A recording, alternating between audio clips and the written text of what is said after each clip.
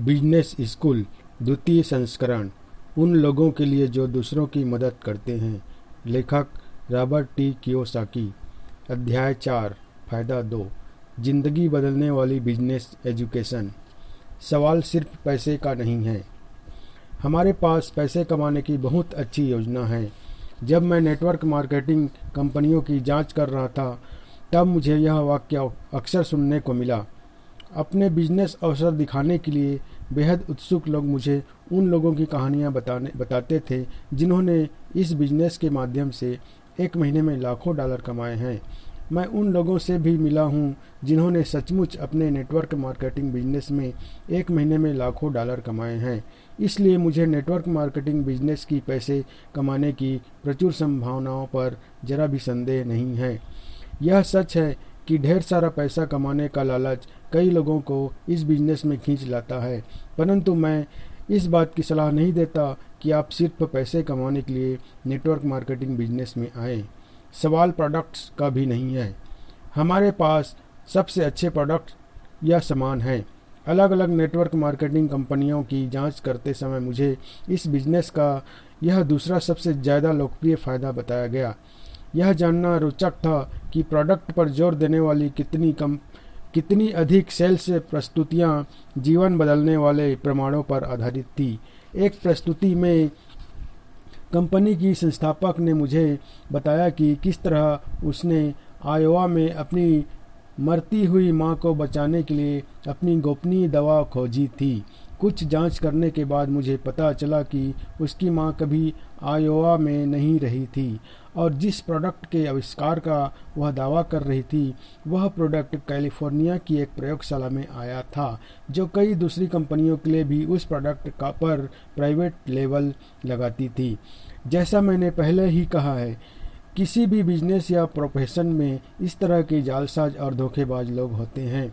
सच कहा जाए तो मैंने कुछ नेटवर्क मार्केटिंग कंपनियों के प्रोडक्ट को बहुत बढ़िया पाया, जिनमें से कुछ का तो मैं आज भी उपयोग या उपभोग करता हूँ। इस अध्याय का उद्देश्य यह है कि हालांकि अच्छी भुगतान योजना यानी अच्छा पैसा और अच्छे प्रोडक्ट महत्वपूर्ण हैं, परंतु वे इस बिजनेस का सबसे महत्वपूर्ण पहलू नहीं हैं। कई तरह के बिजनेस हैं जिन्हें आप चुन सकते हैं। नेटवर्क मार्केटिंग कंपनियों की मेरी जांच में मुझे यह जानकर बहुत हैरानी हुई कि नेटवर्क मार्केटिंग सिस्टम के माध्यम से बहुत से प्रोडक्ट या सेवाएं उपलब्ध कराई जाती हैं। 1970 में मैंने जिस पहले नेटवर्क मार्केटिंग बिजनेस अवसर को देखा था, उसमें विटामिन बेचे जाते थे। मैंने उन्हें लेकर देखा और पाया कि वे बहुत अच्छी क्वालिटी के विटामिन थे। मैं आज भी इनमें से कई विटामिन लेता हूँ। जब मेरी खोज आगे बढ़ी तो मैंने नेटवर्क मार्केटिंग बिजनेस के प्रोडक्ट्स को खास तौर पर नीचे दी हुई श्रेणियों में पाया। पहला, श्रृंगार, त्वचा की देखरेख और अन्य सौंदर्य प्रोडक्ट। दूसरा, टेलीफोन सर्विसेज। तीसरा, रियल एस्टेट सर्विसेज। चौथा, आर्थिक सेवाएं, बीमा, म्यूचुअल फंड, क्रेडिट कार्ड। पांचवा, कानूनी सेवाएं। छठवां, इंटरनेट मार्केट डिस्ट्रीब्यूशन, जिसमें कैटलॉग के प्रोडक्ट्स को डिस्काउंट पर बेचा जाता है। सातवां, हेल्थ केयर प्रोडक्ट्स, विटामिन्स और स्वास्थ्य संबंधी अन्य सामान व सेवाएं। आठवां, आभूषण। नौवां, टैक्स सेवाएं। 10वां, शैक्षणिक खिलौने। यह सूची और भी लंबी होती जा रही है। हर महीने मैं किसी नई नेटवर्क मार्केटिंग कंपनी के बारे में सुनता हूं, जो अपने प्रोडक्ट्स या भुगतान की योजना में कुछ नयापन लेकर आई है। यह शिक्षा की योजना है। नेटवर्क मार्केटिंग बिजनेस की अनुशंसा करने पर का मेरा सबसे बड़ा कारण यह है कि इसका एजुकेशन सिस्टम बहुत अच्छा होता है। मैं आपको सलाह दूंगा कि आप प्रोडक्ट और भुगतान के आगे जाकर कंपनी के दिल में झांक कर यह देखें कि क्या यह आपको शिक्षित और प्रशिक्षित करने में सचमुच रुचि लेती है। इसमें आपको अपना थोड़ा ज़्यादा समय देना पड़ेगा। इसके लिए सिर्फ 3 घंटे का सेल्स लेक्चर सुनना, लोग कितना पैसा कमा रहे हैं यह जानना और सामान से सजे हुए रंगीन कैटलॉग देखना ही काफ़ी नहीं होगा। आपको इससे ज़्यादा करना होगा यह पता लगाने के लिए कि उनकी शिक्षा सचमुच कितनी अच्छी है। आपको अपने बिस्तर से उठना पड़ेगा और उनके प्रशिक्षण, शैक्षणिक सेमिनारों व कार्यक्रमों को भी देखना होगा। अगर आपको शुरुआती प्रस्तुति पसंद आए तो आप कुछ समय निकालकर उन लोगों से ज़रूर मिलें जो शिक्षण और प्रशिक्षण देते हैं। ध्यान से देखें, क्योंकि कई नेटवर्क मार्केटिंग कंपनियां सिर्फ कहती हैं कि उनकी शिक्षण योजनाएं बहुत बढ़िया हैं, परंतु मैंने पाया कि कई कंपनियों ने जितने अच्छे शिक्षण और प्रशिक्षण सिस्टम का दावा किया था, हकीकत में वे उतने बढ़िया नहीं थे। कुछ कंपनियों में मैंने यह देखा कि उनका एकमात्र प्रशिक्षण केवल किताबों की एक सूची होती है जिन्हें पढ़ने की सलाह दी जाती है। इसके बाद वहाँ पर आपको अपने दोस्तों और अपने परिवार के लोगों को इस बिजनेस में शामिल करने का प्रशिक्षण देने पर ध्यान केंद्रित किया जाता है। इसलिए इत्मीनान से समय लगाएं और ध्यान से देखें, क्योंकि कई नेटवर्क मार्केटिंग कंपनियों के पास शिक्षण और प्रशिक्षण की बहुत अच्छी योजनाएं होती हैं। इतनी अच्छी कि मेरे विचार से यहाँ दुनिया की सबसे अच्छी रियल लाइफ बिजनेस ट्रेनिंग दी जाती है। किसी शैक्षणिक योजना में क्या देखना चाहिए? अगर आपने मेरी दूसरी पुस्तकें पढ़ी हैं तो आप पहले से ही जानते होंगे कि मैं शिक्षकों के परिवार से आया हूँ। मेरे डैडी हवाई राज्य के स्कूल सिस्टम के प्रमुख थे। हालांकि मैं शिक्षाविदों के परिवार से आया हूँ, परंतु मुझे पारंपरिक शिक्षा का सिस्टम बिल्कुल पसंद नहीं था। हालांकि मुझे न्यूयॉर्क में एक प्रसिद्ध फेडरल मिलिट्री अकादमी में दाखिला मिला था और मैंने बीएससी किया था, परंतु शिक्षा की पारंपरिक दुनिया मुझे बोरियत भरी लगती थी। मैं विद्यार्थी होने का फर्ज अदा करता था और इस तरह मैं स्नातक हो गया, परंतु जो मैं पढ़ रहा था उसमें न तो मेरी कोई खास दिलचस्पी थी, न ही मुझे उसमें कोई चुनौती नज़र आई। स्नातक होने के बाद मैं यूएस मैरीन कॉर्प्स में शामिल हो गया और मुझे फ्लोरिडा के पेंसाकोला में यूएस नेवी फ्लाइट प्रोग्राम में शामिल कर लिया गया। वियतनाम युद्ध चल रहा था और बहुत से पायलटों को प्रशिक्षित करने की तत्काल ज़रूरत थी। जब मैं पायलट का प्रशिक्षण प्राप्त कर रहा था तब मैं उस तरह की शिक्षा पाई जिसमें रोमांच भी था और चुनौती भी। इसमें से ज़्यादातर लोगों ने यह घिसी पिटी कहावत सुनी होगी, इल्लियों को तितलियों से बदलना। फ्लाइट स्कूल में ठीक यही किया जाता था। जब मैं फ्लाइट स्कूल में आया तो मैं पहले से ही एक कमीशन्ड ऑफिसर था, क्योंकि मेरे पास 4 साल का मिलिट्री प्रशिक्षण था। परंतु फ्लाइट स्कूल में आने वाले कई विद्यार्थी सामान्य कॉलेजों से आए थे और वे इल्लियों के समान थे। वह हिप्पियों का युग था, इसलिए हमारे सामने कई अजीबोगरीब पात्र अटपटे सिविलियन कपड़ों में खड़े रहते थे, जिनके बाल लंबे थे, जिनकी दाढ़ी और मूछें थीं। कुछ जूते के बजाय चप्पल पहने थे, परंतु जो जिंदगी बदलने वाले शैक्षणिक कार्यक्रम में भाग लेने के लिए तैयार थे।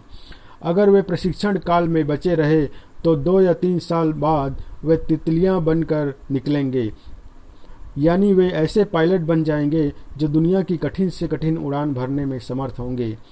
टॉप गन नामक फिल्म, जिसमें टॉम क्रूज थे, उन सर्वश्रेष्ठ इल्लियों के बारे में थी जिन्हें यूएस नेवी फ्लाइट स्कूल ने तितलियों में बदला था। वियतनाम जाने के ठीक पहले मुझे भी कैलिफोर्निया के सैन डिएगो में तैनात किया गया, जहां पर टॉप गन स्कूल स्थित है। हालांकि मैं उस प्रसिद्ध स्कूल के लायक अच्छा पायलट नहीं था, फिर भी उस फिल्म में युवा पायलटों द्वारा दिखाई गई बहादुरी, ऊर्जा और विश्वास हमें इतने पसंद आए कि इसमें से ज़्यादातर लोगों ने यह महसूस किया कि लड़ाई पर जाने का यही तरीका होना चाहिए।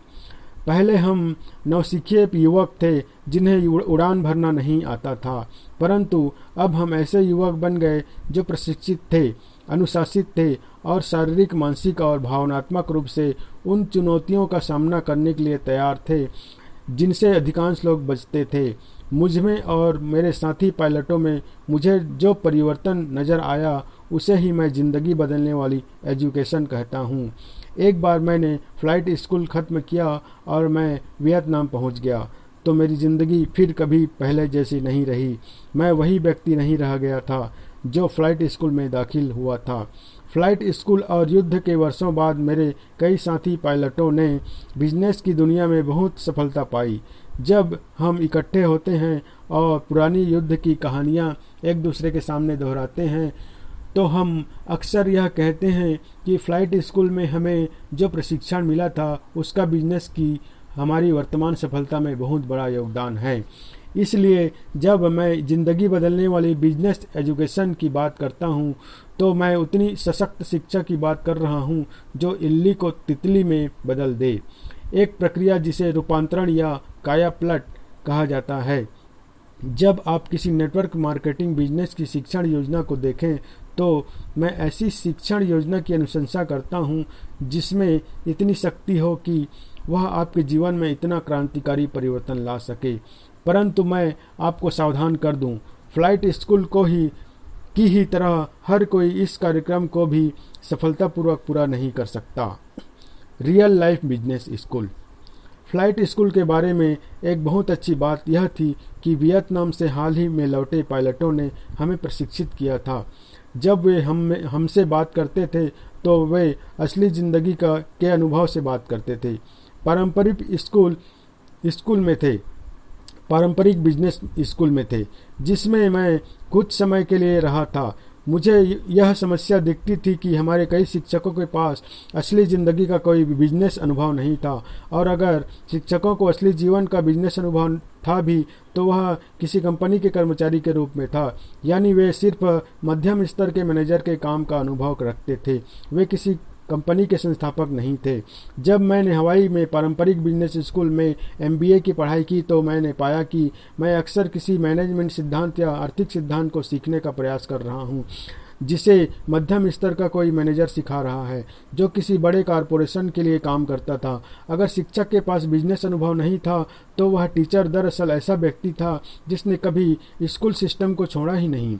दूसरे शब्दों में ऐसे लोग 5 साल की उम्र में स्कूल सिस्टम में आए, किंडरगार्टन में दाखिल हुए और वे तब से लेकर अब तक स्कूल सिस्टम में ही थे। और मज़े की बात यह है कि वे विद्यार्थियों को असली दुनिया के बारे में ज्ञान देने की कोशिश कर रहे थे। मेरे लिए इस तरह का सिस्टम एक मजाक के सिवा कुछ नहीं था। मैं MBA करने के लिए बिजनेस स्कूल में इसलिए गया क्योंकि मैं कर्मचारी के बजाय बिजनेस मालिक बनना चाहता था। अधिकांश मध्यम स्तर के मैनेजरों या शिक्षकों को यह पता नहीं था कि कुछ नहीं से बिजनेस शुरू करने के लिए किन चीज़ों की ज़रूरत होती है। ज़्यादातर टीचर बिजनेस मालिक नहीं थे, ज़्यादातर टीचर कर्मचारी थे। वे यह नहीं जानते थे कि सड़कों पर बचे रहने के लिए किन बिजनेस योग्यताओं की आवश्यकता होती है, क्योंकि उनमें से कई बिजनेस की असली दुनिया की सड़कों पर कभी रहे ही नहीं। वे स्कूल के दड़बे से बाहर निकलते थे और कॉरपोरेट दुनिया के दड़बे में घुस जाते थे। वे नौकरी की सुरक्षा और स्थायी तनख्वाह के प्रति बेहद चिंतित रहते थे। दूसरे शब्दों में ज़्यादातर शिक्षकों के पास बहुत बढ़िया बिजनेस सिद्धांत थे, परंतु बहुत कम के पास बढ़िया बिजनेस योग्यताएं थी, ऐसी योग्यताएं जिनके द्वारा वे शुरुआत में कोई बिजनेस खड़ा कर पाएं और बाद में बिजनेस की असली दुनिया में ढेर सारी दौलत कमा पाएं। उनमें से ज़्यादातर का गुजारा बिना तनख्वाह के नहीं हो सकता था। बिजनेस स्कूल में मैं सिर्फ 9 महीने की ही टिक पाया और फिर मैं बिना MBA किए ही उससे बाहर निकल आया। मेरे लिए MBA करने के लिए पारंपरिक बिजनेस स्कूल में वापस आना इल्लियाँ बनाने के स्कूल में वापस लौटने की तरह था। फ्लाइट स्कूल के बाद मैं एक ऐसा बिजनेस स्कूल योजना चाहता था जो मुझे तितली बनना सिखा सके। 1974 में जब मुझे मैरीन कॉर्प्स से मुक्त किया गया तो मैं अपने अमीर डैडी के पास गया और उन्होंने मुझे यह बिजनेस शिक्षा दी जिसकी मैं तलाश कर रहा था। अमीर डैडी का बिजनेस स्कूल एक ऐसा बिजनेस स्कूल था जो उन योग्यताओं पर ज़्यादा ध्यान देता था जो किसी को अमीर बनाती है, और उन सिद्धांतों पर उतना ध्यान नहीं देता था जिनसे बिजनेस बनता है या अर्थव्यवस्था चलती है।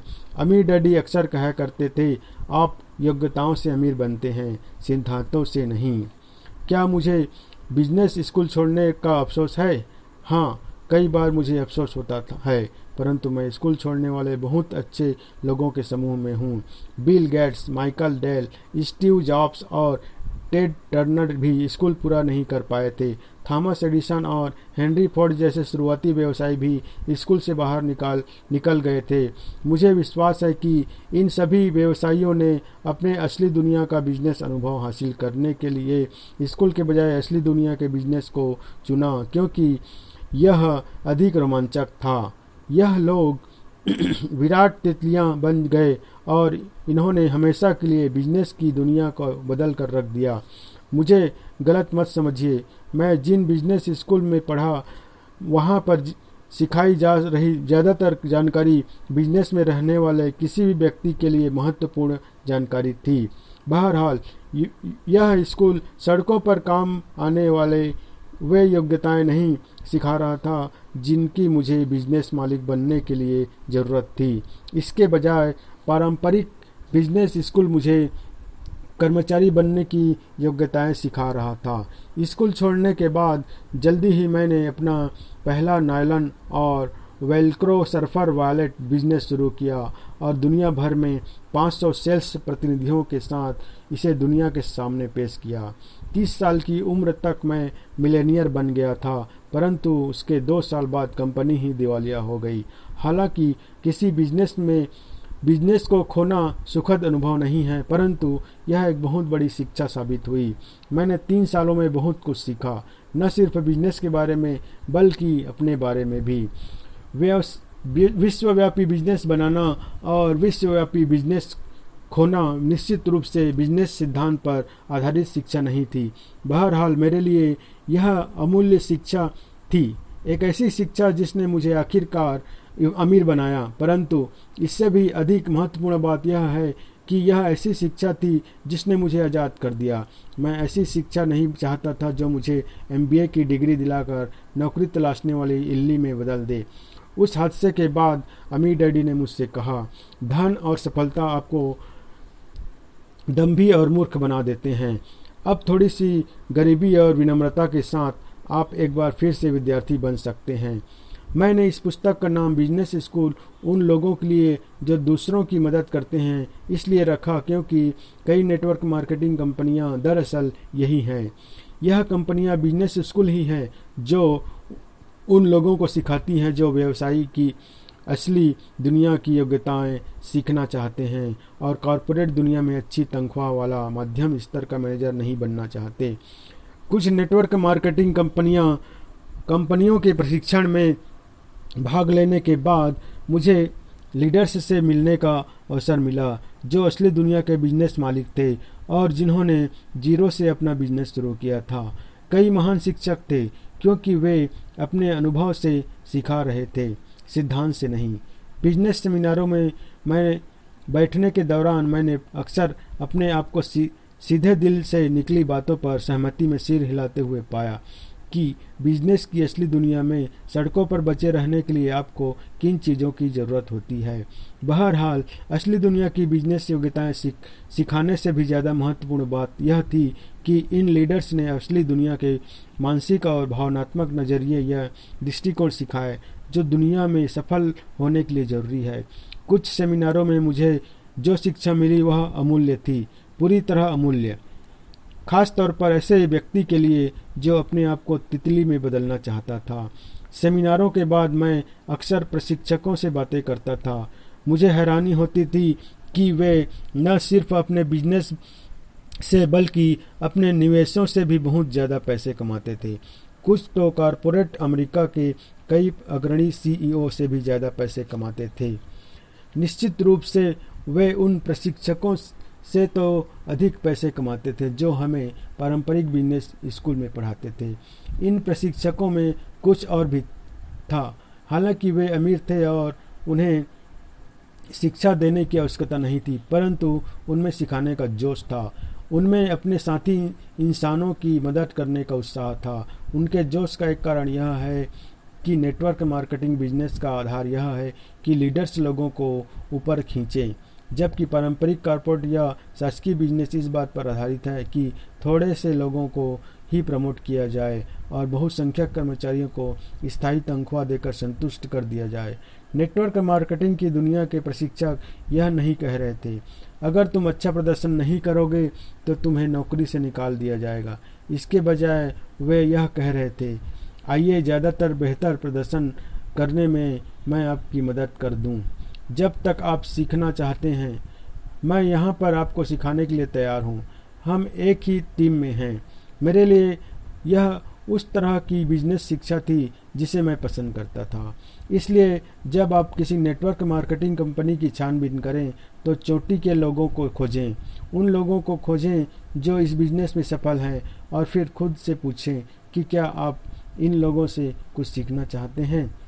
नेटवर्क मार्केटिंग कंपनियों में जिन असली ज़िंदगी के बिजनेस विषयों के बारे में सिखाया जाता है, उनमें कुछ महत्वपूर्ण विषय हैं। पहला, सफलता का दृष्टिकोण। दूसरा, लीडरशिप की योग्यता। तीसरा, बातचीत की कला। चौथा, लोगों के साथ व्यवहार की योग्यता। पांचवा, निजी डरों, शंकाओं और आत्मविश्वास की कमी पर विजय पाना। छठवां, नकारे जाने के डर को जीतना। सातवां, धन के मैनेजमेंट की योग्यता। आठवां, निवेश की योग्यता। नौवां, अकाउंटेबिलिटी या जवाबदेही की योग्यता। 10वां, टाइम मैनेजमेंट की योग्यता। 11वां, लक्ष्य निर्धारित करना। 12वां, सफलता के लिए सही पोशाक पहनना। नेटवर्क मार्केटिंग बिजनेस में मैं जिन सफल लोगों से मिला हूँ, उन्होंने इस योग्यताओं को नेटवर्क मार्केटिंग के प्रशिक्षण कार्यक्रमों से ही विकसित किया था। चाहे आप नेटवर्क मार्केटिंग सिस्टम की चोटी पर पहुंच जाएं या ज़्यादा पैसे कमा लें, यह प्रशिक्षण जिंदगी भर आपके बहुत काम आता है। अगर शैक्षणिक कार्यक्रम अच्छा है तो यह आपकी ज़िंदगी संवार सकता है, शायद हमेशा के लिए। जिंदगी बदलने वाली शिक्षा क्या है? जिंदगी बदलने वाली शिक्षा से मेरा क्या मतलब है, इसे मैंने नीचे दिए गए डायग्राम से समझाया है। ध्यान दें, यह चतुष्फलक है, जिसका अर्थ है 4 कोनों वाला बहुफलक, जिसे आम तौर पर पिरामिड के नाम से जाना जाता है, और मिस्र के पिरामिड सदियों बाद भी बचे हुए हैं। दूसरे शब्दों में, चतुष्फलक या पिरामिड बहुत स्थायी संरचनाएं हैं। सदियों से बुद्धिजीवियों का यह विश्वास है कि शाश्वत नियम या प्रकृति 4 की संख्या में कार्य करते हैं। इस प्रकरण में 4 दिशाओं में इसलिए 4 मौसम होते हैं: ठंड, बसंत, गर्मी और पतझड़। ज्योतिष का अध्ययन करने वाले लोग जानते हैं कि 4 मुख्य राशियां होती हैं: भूमि, वायु, अग्नि और जल। जब मैं जिंदगी बदलने वाली शिक्षा के बारे में बात करता हूं, तो मैं उसमें भी परिवर्तन 4 की संख्या में पाए जाते हैं। दूसरे शब्दों में, अगर जिंदगी बदलने वाली सच्ची शिक्षा को प्रभावी बनना है तो इसे लर्निंग पिरामिड के सभी 4 बिंदुओं मानसिक, भावनात्मक, शारीरिक और आध्यात्मिक शिक्षा को प्रभावित करना चाहिए। मानसिक शिक्षा। पारंपरिक शिक्षा मुख्य रूप से मानसिक शिक्षा पर जोर देती है। यह आपको पढ़ने, लिखने और गणित जैसी योग्यताएं सिखाती हैं, जो बहुत महत्वपूर्ण योग्यताएं हैं। इन्हें अक्सर संज्ञानात्मक योग्यताएं कहा जाता है। पारंपरिक शिक्षा के बारे में मुझे जो बात पसंद नहीं आई वह यह थी कि यह शिक्षा के भावनात्मक, शारीरिक और आध्यात्मिक पहलुओं को गलत तरीके से प्रभावित करती है। भावनात्मक शिक्षा। पारंपरिक शिक्षा के बारे में मेरी एक शिकायत यह है कि यह डर की भावना पर टिकी होती है। ज़्यादा स्पष्ट रूप से कहें तो यह गलतियां करने के डर पर टिकी होती है, जिससे असफलता का डर पैदा होता है। मुझे सीखने के लिए प्रेरित करने के बजाय टीचर मुझे प्रेरित करने के लिए असफलता से डराते थे और इस तरह के वाक्य कहते थे, अगर तुम्हारे अच्छे नंबर नहीं आएंगे तो तुम्हें अच्छी तनख्वाह वाली नौकरी नहीं मिल पाएगी। इसके अलावा जब मैं स्कूल में था तो गलतियां करने पर मुझे सज़ा मिलती थी। स्कूल में मैंने भावनात्मक रूप से यह सीख लिया था कि गलतियां करने से डरना चाहिए। समस्या यह है कि असली ज़िंदगी में जो लोग सबसे आगे निकल जाते हैं वे ऐसे लोग होते हैं जिन्होंने सबसे ज़्यादा गलतियां की हैं और अपनी गलतियां से सबक सीखा है। मेरे गरीब डैडी यानी मेरे स्कूल टीचर डैडी सोचते थे कि गलतियां करना पाप है। दूसरी तरफ मेरे अमीर डैडी कहा करते थे, हमारे सीखने की प्रक्रिया इस तरह से बनाई गई है कि गलतियां करके ही हम सीख पाते हैं। हम साइकिल चलाना तभी सीख पाते हैं जब हम उससे गिरते हैं और उठकर फिर उस पर सवार होते हैं, फिर गिरते हैं और फिर सवार होते हैं। उनका यह भी कहना था, यह पाप है कि आप गलती करें और उससे कुछ न सीखें। आगे समझाते हुए वे कहते थे, ज़्यादातर लोग गलती करने के बाद इसलिए झूठ बोलते हैं क्योंकि वे अपनी गलती मानने के विचार से भावनात्मक रूप से आतंकित होते हैं। इसलिए वे सीखने का और विकास का एक मौका गंवा देते हैं। गलती करना, यह मानना कि आपने गलती की है और इसके लिए किसी और को दोष न देना या बहाने न बनाना, यही तो सीखने का तरीका है। गलती करना और उसे न मानना या अपनी गलतियों के लिए किसी और को दोष देना पाप है। हाल ही में हमने एक अमेरिकी प्रेसिडेंट को देखा जिनका व्हाइट हाउस में विवाहेतर सेक्स चर्चा में रहा। मेरे विचार से विवाहेतर सेक्स से भी बुरी चीज़ यह थी कि उन्होंने पकड़े जाने पर इस बारे में झूठ बोला। झूठ बोलना न सिर्फ कमज़ोर चरित्र का प्रतीक है, बल्कि यह एक अच्छी गलती को बर्बाद करना है, कुछ सीखने के अवसर को गंवाना है। पारंपरिक बिजनेस की दुनिया में भी गलती के बारे में इसी तरह का नज़रिया होता है। बिजनेस की दुनिया में अगर आप गलती करते हैं तो अक्सर आपको सज़ा दी जाती है या आपको नौकरी से निकाल दिया जाता है। नेटवर्क मार्केटिंग की दुनिया में आपको अपनी गलतियों से सीखने, उन्हें सुधारने और मानसिक तथा भावनात्मक रूप से ज़्यादा स्मार्ट बनने के लिए प्रोत्साहित किया जाता है। जब मैं कॉर्पोरेट दुनिया में बेचना सीख रहा था तो जो सेल्समैन अपना लक्ष्य हासिल नहीं कर पाते थे उन्हें निकाल दिया जाता था। दूसरे शब्दों में, हम असफलता से डरने वाली दुनिया में जी रहे थे, सीखने की दुनिया में नहीं जी रहे थे। इसलिए कॉर्पोरेट दुनिया में इतने सारे लोग इल्लियां बने रहते हैं। कोई व्यक्ति किस तरह उड़ सकता है जब वह कॉर्पोरेट खोल में असफलता के डर के द्वारा कसकर लिपटा रहे। नेटवर्क मार्केटिंग की दुनिया में लीडर का मुख्य लक्ष्य उन लोगों के साथ काम करना होता है जो अच्छा प्रदर्शन नहीं कर पा रहे हैं और उन्हें बाहर निकालने के बजाय उन्हें ऊपर उठाने के लिए प्रोत्साहित करना होता है। अगर आपको साइकिल से गिरने के लिए सज़ा दी जाती है और साइकिल चलाने में फेल कर दिया जाता है तो आप शायद कभी साइकिल चलाना सीख नहीं पाते। पैसे की दृष्टि से मैं अधिकांश लोगों से ज़्यादा सफल इसलिए नहीं हूँ क्योंकि मैं अधिकांश लोगों से ज़्यादा स्मार्ट हूँ, बल्कि इसलिए हूँ क्योंकि मैं अधिकांश लोगों से ज़्यादा बार असफल हुआ हूँ। दूसरे शब्दों में, मैं इसलिए आगे निकल पाया क्योंकि मैंने ज़्यादा गलतियाँ की। नेटवर्क मार्केटिंग में मैं आपको गलतियाँ करने, उन्हें सुधारने, उनसे सीखने और खुद का विकास करने के लिए प्रोत्साहित किया जाता है। मेरे विचार से यही ज़िंदगी बदलने वाली शिक्षा है। जब आप अपने डर से बाहर निकल जाते हैं तो आप उड़ना शुरू कर सकते हैं। अगर आप ऐसे व्यक्ति हैं जो गलतियां करने और असफल होने के डर से आतंकित रहते हैं तो मेरा विश्वास है कि नेटवर्क मार्केटिंग बिजनेस और इसका महान शैक्षणिक कार्यक्रम आपके लिए खास तौर पर अच्छा है। मैंने अपनी आंखों से नेटवर्क मार्केटिंग के प्रशिक्षण कार्यक्रमों को देखा है जिनसे लोगों का आत्मविश्वास बढ़ता है, और अगर एक बार आप में आत्मविश्वास बढ़ जाए तो आपकी ज़िंदगी हमेशा के लिए बदल सकती है। शारीरिक शिक्षा, आसान शब्दों में कहा जाए तो जो लोग गलतियां करने से डरते हैं वे ज़्यादा नहीं सीख पाते क्योंकि वे ज़्यादा कुछ करते ही नहीं हैं। ज़्यादातर लोग जानते हैं कि सीखना दरअसल एक मानसिक प्रक्रिया होने के साथ साथ एक शारीरिक प्रक्रिया भी है। पढ़ना और लिखना शारीरिक प्रक्रियाएं हैं। जिस तरह की टेनिस खेलना सीखना एक शारीरिक प्रक्रिया है। अगर आपको इस तरह ढाल दिया जाए कि आपको सभी सही जवाब मालूम हो और आप गलतियां ना करें तो इस बात की काफ़ी संभावना है कि आपकी शैक्षणिक प्रक्रिया में रुकावट आ जाएगी। अगर आपको सभी जवाब मालूम है परंतु आप किसी भी काम को करने के लिए से डरते हैं तो आप किसी तरह तरक्की कर सकते हैं। मैंने जिन नेटवर्क मार्केटिंग कंपनियों का अध्ययन किया है वे सभी मानसिक शिक्षा के साथ ही शारीरिक शिक्षा को भी प्रोत्साहित करती है। वे आपको प्रोत्साहित करती है कि आप बेहतर निकलें और एक्शन लेकर, यानी आगे कदम बढ़ाकर, गलती करके, गलती से सीखकर और इस प्रक्रिया में मानसिक, भावनात्मक और शारीरिक रूप से ज़्यादा मजबूत होकर अपने डर का सामना करें।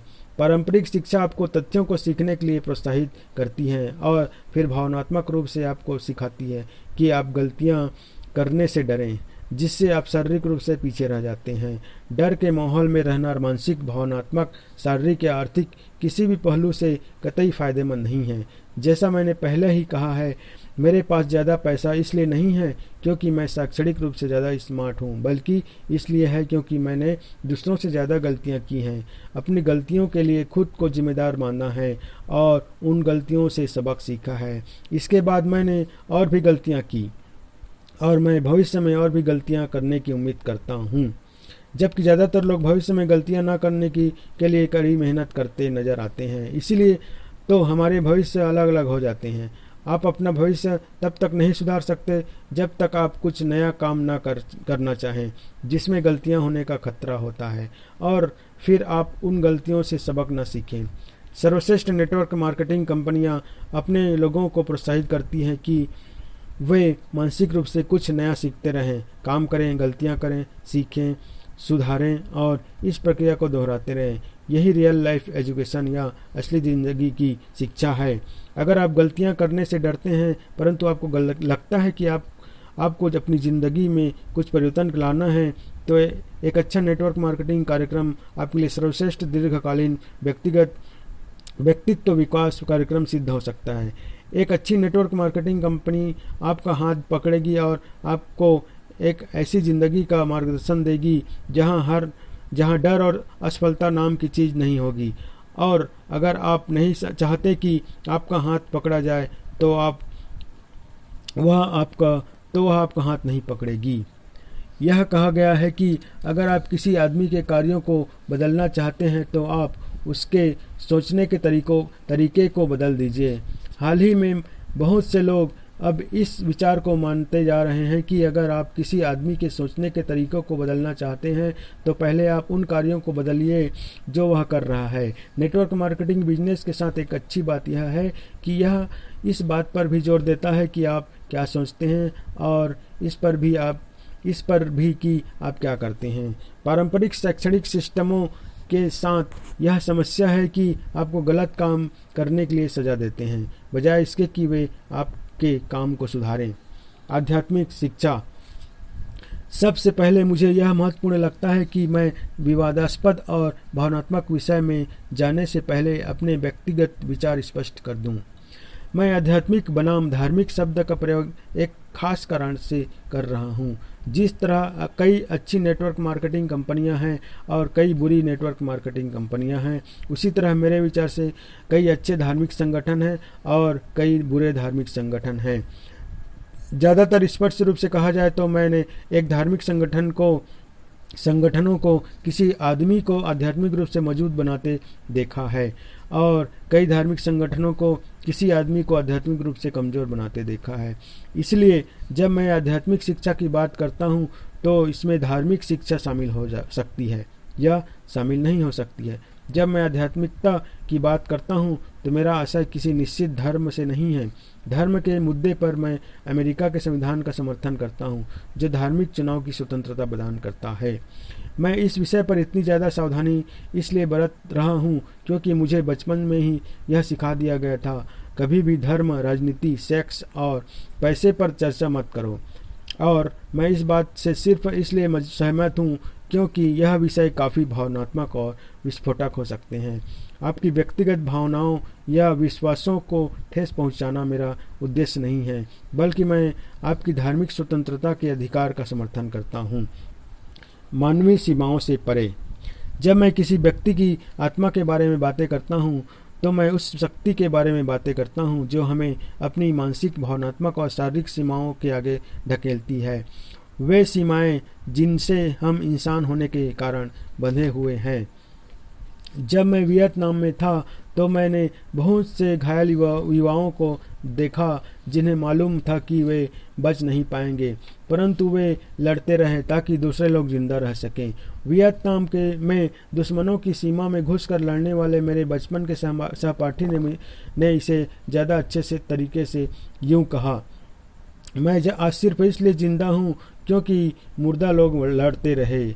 उसने आगे कहा, 2 बार ऐसी मुठभेड़ों में फंसा जहां से जिंदा बचने वाला एकमात्र व्यक्ति मैं ही था। जब आपको एहसास होता है कि आपकी ज़िंदगी बचाने के लिए आपके दोस्तों ने अपनी जान की कुर्बानी दी है तो आपकी ज़िंदगी बदल जाती है। युद्ध के पहले वाली रातों को मैं एयरक्राफ्ट कैरियर के कोने पर चुपचाप बैठा रहता था जबकि लहरें नीचे से गुजर जाती थी। मौन के उन लंबे क्षणों में मैंने अपनी आत्मा के साथ शांति स्थापित कर ली। मुझे यह मालूम था कि सुबह मैं एक बार फिर मौत का सामना करूंगा। इसी तरह की एक शांत लंबी शाम को मुझे लगा कि अगले दिन मर जाना मुक्ति का एक आसान रास्ता होगा। मैंने महसूस किया कि जिंदा रहना कई महीने में मर जाने से ज़्यादा कष्टकारी था। एक बार जब मैं जीवन और मृत्यु की संभावनाओं के बारे में शांत हो गया तो फिर मैं यह चुनाव कर सका कि मैं अगले दिन अपनी ज़िंदगी किस तरह जीना चाहता था। दूसरे शब्दों में, मैं हिम्मत के साथ उड़ान भरूंगा या डर के साथ। एक बार मैंने विकल्प चुन लिया तो फिर मैंने अपनी मानवीय आत्मा को पुकारा कि वह अगले दिन मेरा साथ दे ताकि मैं अपनी श्रेष्ठ योग्यता से उड़ान भर सकूं और लड़ सकूं, परिणाम चाहे जो भी हो। युद्ध एक भयानक घटना है। इसमें लोग दूसरे इंसानों के साथ बहुत बुरा सलूक करते हैं, परंतु युद्ध में ही मैंने इंसानियत का सबसे अच्छा रूप देखा है। युद्ध में ही मुझे यह आभास हुआ कि मानवीय सीमाओं के परे हमारे पास मानवीय शक्तियाँ भी हैं और यह शक्तियाँ हम सब में हैं। मैं जानता हूँ कि यह शक्तियाँ आप में हैं। अच्छी खबर यह है कि इस शक्ति को पहचानने के लिए आपको युद्ध के मैदान में जाने की कोई ज़रूरत नहीं है। एक दिन शारीरिक रूप से विकलांग बच्चों की एथलेटिक स्पर्धा को देखते समय मुझे इसी मानवीय शक्ति के दर्शन हुए और यह घटना मेरे दिल को छू गई। जब मैंने इन बच्चों को, जिनमें से किसी के भी पैर नहीं थे, नकली पैरों के सहारे दौड़ते हुए पूरे जी जान से दौड़ते देखा तो उनकी आत्मा ने मेरी आत्मा को छू लिया। मेरी आंखों में आंसू आ गए जब मैंने एक बच्ची को पूरे मन से दौड़ते देखा जिसका केवल एक ही पैर था। मैं उसके चेहरे पर देख सकता था कि नकली पैर से दौड़ने की वजह से उसे काफ़ी दर्द हो रहा था, परंतु उसके शारीरिक दर्द का उसकी आत्मा की शक्ति पर कोई असर नहीं हो रहा था। हालांकि वह दौड़ में नहीं जीत पाई, परंतु उसने मेरा दिल जीत लिया। उसने मेरी मानवीय आत्मा को छुआ और मुझे वह याद दिलाया जो मैं भूल गया था। उस क्षण मैंने महसूस किया कि यह सभी बच्चे जितना खुद के लिए दौड़ रहे हैं उतना ही हम सब के लिए दौड़ रहे हैं। हमें फिल्मों में आत्मा की शक्ति के बहुत बढ़िया उदाहरण मिलते हैं। ब्रेज हार्ट फिल्म में मेल गिब्सन स्कॉटलैंड के फटेहाल किसानों के समूह का नेतृत्व करता है। इन किसानों का मुकाबला शक्तिशाली अंग्रेज सेना से है और इसलिए वे बेहद आतंकित हैं, परंतु गिब्सन अपनी आत्मा की आवाज़ से चिल्लाकर कहता है, वे हमारे शरीर को तो मार सकते हैं परंतु वे हमारी स्वतंत्रता को नहीं मार सकते। उस क्षण वह अपनी मानवीय आत्मा से उनकी मानवीय आत्मा को संबोधित करते हुए बोल रहा था। उनकी आत्मा को छूकर वह उनके दिलों में छुपी डर और शंका की भावनाओं को जीत रहा था, जो प्रशिक्षण की कमी और घटिया हथियारों के कारण उत्पन्न हो रही थी। उसने उनकी आत्मा की शक्ति को जागृत कर दिया और उनमें दुनिया की सबसे शक्तिशाली सेना को हराने का हौसला जगा दिया। मैंने यह पाया कि नेटवर्क मार्केटिंग में सफल लीडर्स के पास मानवीय आत्मा को संबोधित करने की इस तरह की योग्यता का प्रशिक्षण होता है जिसके द्वारा वे इसे विकसित कर लेते हैं। उनमें यह योग्यता होती है कि वे अपने पीछे आने वाले लोगों की आत्मा में छुपी मानवता को छू लेते हैं और उन्हें ऊपर उठने के लिए, उनकी मानवीय सीमाओं के ऊपर उठने के लिए, उनकी शंकाओं और डरों से आगे निकल जाने के लिए प्रेरित करते हैं। यह जिंदगी बदलने वाली शिक्षा की शक्ति है। मेरे अमीर डैडी मुझसे अक्सर कहते थे, खास तौर पर ऐसे समय पर जब मेरे पास पैसा नहीं होता था, आत्मविश्वास नहीं होता था और जवाब नहीं होते थे। हम सब के अंदर 3 तरह के लोग होते हैं, एक अमीर आदमी, एक गरीब आदमी और एक मिडिल क्लास आदमी। यह पता लगाना आपका काम है कि कौन सा आदमी बाहर आता है। अमीर डैडी यह भी कहते थे, बिजनेस और निवेश की दुनिया 2 भावनाओं से चलती है, लालच और डर। अधिकांश लोग अमीर नहीं बन पाते हैं और इसका कारण लालच नहीं बल्कि डर होता है। अगर आप अमीर बनना चाहते हैं तो आपको अपने डर को जीतने की और उड़ने की ज़रूरत है। मेरे विचार से अपने डर को जीतने का सबसे अच्छा तरीका है अपने आप को अपनी आत्मा के संपर्क में लाना, और यही कई नेटवर्क मार्केटिंग कंपनियां करती हैं। शिक्षा शब्द का अर्थ है बाहर निकालना। पारंपरिक शिक्षा के साथ मेरी शिकायत यह थी कि यह डर पर, असफलता के डर पर आधारित थी, और इसमें सीखने की गलतियां, अपनी गलतियों से सीखने की चुनौतियां नहीं थी। मेरे विचार से पारंपरिक शिक्षा को इस तरह से तैयार किया गया है कि हमारे अंदर से मिडिल क्लास आदमी को बाहर निकालें, उस व्यक्ति को जो असुरक्षित महसूस करता है, जिसे नौकरी की स्थायी तनख्वाह की ज़रूरत है, जो गलतियां करने से डरता है और जो लीक से हटकर कोई काम करते समय इस बारे में चिंता करता है कि उसके दोस्त उसके बारे में क्या सोचेंगे। मैं अधिकांश नेटवर्क मार्केटिंग कंपनियों का समर्थन इसलिए करता हूं, और मैंने अपनी पुस्तक का नाम बिजनेस स्कूल उन लोगों के लिए जो दूसरों की मदद करते हैं इसलिए रखा, क्योंकि जिस प्रकार की शिक्षा मैंने नेटवर्क मार्केटिंग कंपनियों में देखी वह ऐसी शिक्षा थी जो आपके अंदर से अमीर आदमी को बाहर निकालने के लिए तैयार की गई है। मैं इस तरह की ज़िंदगी बदलने वाली शिक्षा को मूल्यवान समझता हूँ। वैसे मैं आपको बता दूं कि फोर्ब्स मैगजीन के अनुसार अमीर आदमी वह होता है जो हर साल $10 लाख या इससे ज़्यादा कमाता है। दूसरी ओर गरीब आदमी वह होता है जो हर साल $25,000 से कम कमाता है। सवाल यह नहीं है कि आप आज कितने कमाते हैं, सवाल यह है क्या आपका पैसा आपको हर साल $10 लाख या इससे अधिक कमाने के लिए प्रशिक्षित कर रहा है। अगर ऐसा नहीं है तो शायद आप बेहतर शिक्षा तलाशना चाहेंगे। संक्षेप में, जब मेरी पहली कंपनी नायलॉन और वेलक्रो सर्फर वॉलेट बिजनेस डूब गई तो मेरे अमीर डैडी ने मुझे बधाई दी। उन्होंने कहा, तुमने हाल ही में मल्टी मिलेनियर शिक्षा की फीस दी है, तुम बहुत अमीर बनने की राह पर चल रहे हो। उन्होंने यह भी कहा, अधिकांश लोग इस वजह से अपने भीतर के अमीर आदमी को नहीं जान पाते क्योंकि गरीब आदमी अब भी सोचता है कि गलतियां करना बुरा है। मेरे लिए पारंपरिक शिक्षा और जीवन बदलने वाली शिक्षा के जीवन मूल्यों में अंतर सिर्फ इतना था कि एक में गलतियां करने के लिए सजा दी जाती थी, जबकि दूसरी शिक्षा में अपनी गलतियों से सीखने की प्रेरणा दी जाती थी। मानवीय आत्मा पर जोर दिया जाता था, ऐसी आत्मा पर जो इतनी सशक्त है कि वह मानसिक, भावनात्मक या शारीरिक गुणों की किसी भी कमी को पार कर सकती है। अगला फायदा, मेरे गरीब डैडी नौकरी की सुरक्षा को महत्व देते थे, मेरे अमीर डैडी आर्थिक स्वतंत्रता को महत्व देते थे। अगले अध्याय में हम उस जीवन मूल्य पर चर्चा करेंगे कि नौकरी की सुरक्षा खोजने वाले व्यक्ति से आर्थिक स्वतंत्रता चाहने वाले व्यक्ति में बदलना क्यों फायदेमंद है। यह क्वाड्रेंट बदलने से शुरू होता है। दूसरे शब्दों में आप यह जानेंगे कि सिर्फ नौकरियां बदलने से ही जिंदगी क्यों नहीं बदलती। अध्याय 4 समाप्त।